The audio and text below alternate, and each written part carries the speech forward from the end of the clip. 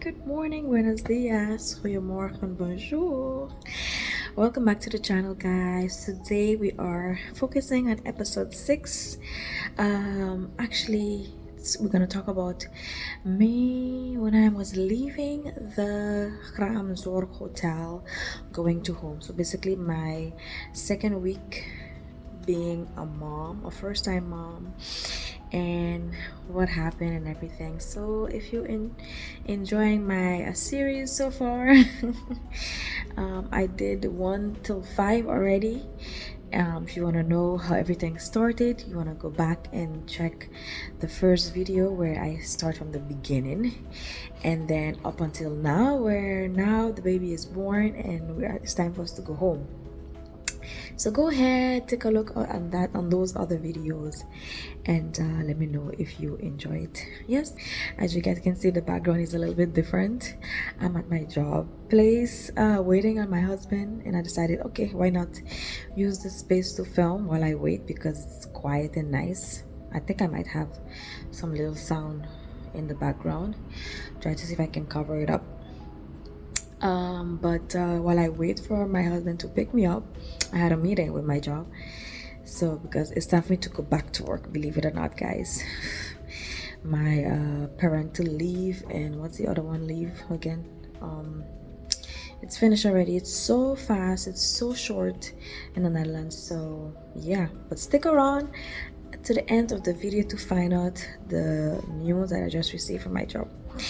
So yes, so now I explained you guys in the previous video about the Ramzorg Hotel, which was, they did a very great service. They're located in between Rotterdam and The Hague area. They've done a really good job. Their service are excellent. They help us a lot. Whenever I need them, they will be there. Even rock Ezra to sleep, because for me it was difficult to get up to do a lot of things. So to get up, pick up Ezra, put him back in the bed, that was like a lot of work for me in the beginning. It was my first week. So basically the last day was Friday. I left there, and my sister came to pick me up, and she was bringing me home. I was really excited to go back home because yeah, it's time for us to get familiar, like the nurse was saying, to knowing your surrounding, how you're gonna cope and do everything. And like I was telling you guys from the previous episodes, that I live in an apartment where there's staircase, but thank God there's only one staircase. I didn't have to do several, so it was okay. But guys, and when I went up the stairs, I felt fine. But like maybe later in the afternoon, because we left around 12, we checked out around 12. Later in the afternoon, oh my, I had so much pain. Like, I don't even know. Like, a lot of time the doctors will ask me to give me a measurement of your pain, and my measurements always past 10. They just tell me between 1 and 10, but it's always past 10, maybe like 11, 12. I always tell them, because the pain is really, really heavy. And but I did it. I went up the stairs, not with Ezra. I couldn't do both, because I cannot lift up heavy things, and even the baby was a bit too heavy for me to lift up at the moment. So in the first couple of weeks, it's just my sisters who's just picking him up for me, bringing him in my arms, and I just have to basically bed rest, because after the C-section they advise you to stay in bed, well, to have bed rest at least was it 3 weeks or 4 weeks, yeah, about a month, and not to do anything, so like sweeping, mopping, vacuuming, any kind of cleaning where you have to bend down. It's advised not to do it at all. So that's why I'm very grateful. I thank God for my sisters who were able to be here with me, and my other sisters from the church also came as well and help out until my husband came. I'm so grateful to them. Yes, so yes, I just want to say, I can't thank them enough. I pray God bless them with all their needs and wants as well, because they were there before me, and whatever, however I can help them, I would always be there to help them out as well. So yes, guys, so I'm at home now, and the same day I had to call the nurse, let them know that I arrived, so then they can send someone at the house for me. So my sisters was there, and then the nurses was also there. So they came and they actually want to show me how to breastfeed the baby. Believe it or not, it's just like, yeah, it's a bit weird, but as a first time mom, it's like you don't have any more privacy. It's like, because from the moment that they have to check the baby when you have to go and do the ultrasound, and in the beginning they wasn't checking it on your belly, you had to go down. From that moment already, it's like so many people have seen you, and then in the operation room was like, okay, you was like completely naked in front of everybody. Like, it's like you don't have no more privacy anymore when you're a mom now. It's like it's so different. Yeah, the nurse was telling me, yeah, come, let me show you. She actually holding it and pressing and telling me how I have to press and hold. So that's her job, to help the new moms, especially someone have to have the especially someone who have their C-section. It's a little bit difficult to do a lot of things, because I wasn't able to put the baby down on my belly where I have to hold him. So yeah, it was difficult for me to even hold him. I have to hold him higher up. So it was it was very tough in the beginning. So that's why I was like, I would pump it, and I would just feed him in the bottle. So I did that. Yes, guys, so where I'm sitting here is in the entrance of my at the office. So you guys can see the background. So basically people are coming in and out, and I don't want them to be in the video, so I'm pausing all the time and trying not to get anyone in my screen, right? So I'm going to move my camera for a while because as some people are coming in, I don't want them to be part of the video, of course, privacy. So yeah, the nurse came in. It was a very nice nurse.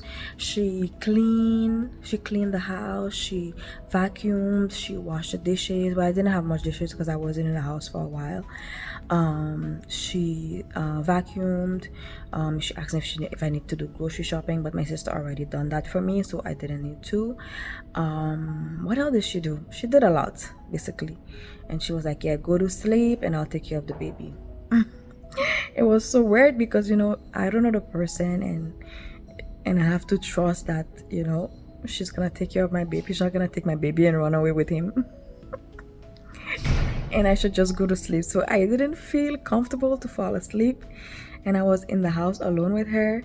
So normally another sister of mine was supposed to come and sleep with me, because in the night I need help as well.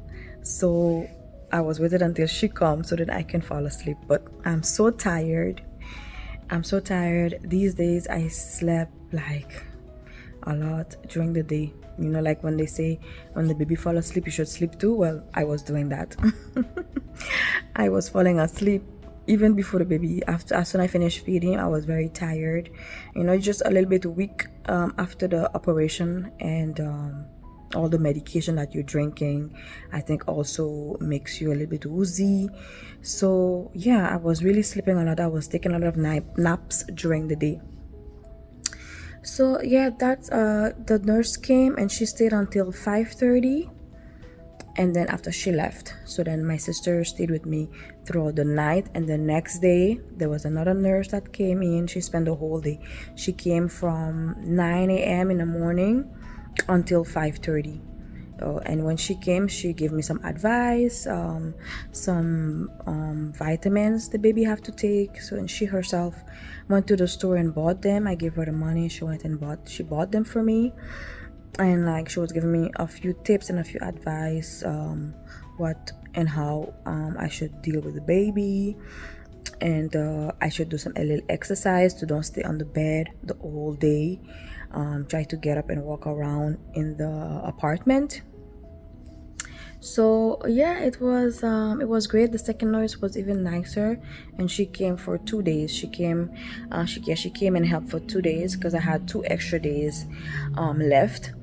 And she came to the house, and there was like a book that we have to fill in, and I had to sign, and that it's proof that she was here. I guess that's the way she'll get paid.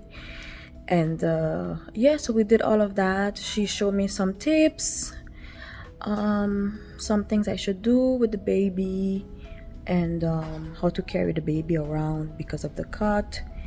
And it was very nice. Like I said, the two nurses that came to the house was very nice, was very helpful, and they made my week, the beginning of the week, very good, because they were able to help me give the baby a bath and the other stuff. And then once they leave in the afternoon around 5:30, then my sisters would come in and stay with me in the night until my husband came. And yeah, so everything was going so well. I was so happy. Although the pain never go away.